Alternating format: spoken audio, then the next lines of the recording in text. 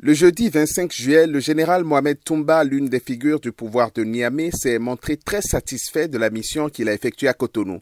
Devant des membres de la communauté nigérienne au Bénin, il a tenu un message d'espoir. C'est une mission qui a atteint ses objectifs. C'est une mission très positive. Très vite, beaucoup ont parié sur la réouverture rapide de la frontière entre les deux pays, mais plus d'une semaine après, aucun signe venant de Niamey. Les acteurs qui exploitent le corridor Cotonou-Niamey appellent une fois encore les deux présidents à aller vite en privilégiant les intérêts de leur peuple. Que nos deux présidents s'entendent, parce que et le Niger et le Bénin, depuis bien avant l'indépendance, de l'indépendance à ce jour, nous sommes une famille. Nous sommes une famille, nous nous complétons.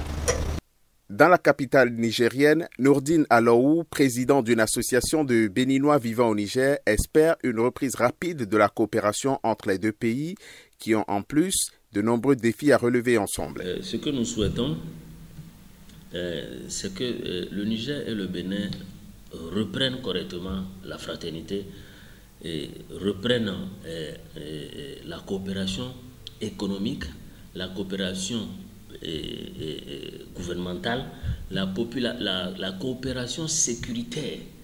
Parce que, voyez-vous, le terrorisme là, chaque pays ne peut pas venir à bout individuellement. Beaucoup s'impatientent donc et souhaitent voir une réouverture rapide de la frontière fermée depuis un an. Toutefois, Morgan Asogba Metonji, un analyste de la géopolitique de la région, appelle à la patience.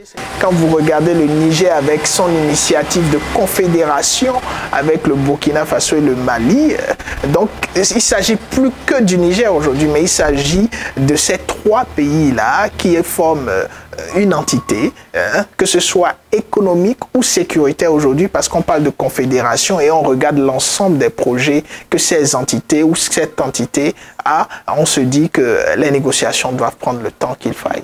Les regards sont désormais tournés vers le régime militaire de Niamey qui doit décider de rouvrir la frontière commune fermée depuis un an. Quant à la crise autour de l'oléoduc qui fait transiter le pétrole brut nigérien par les eaux maritimes béninoises, aucune avancée. Le Niger n'est pas prêt à rouvrir les vannes du pipeline fermées depuis début juin.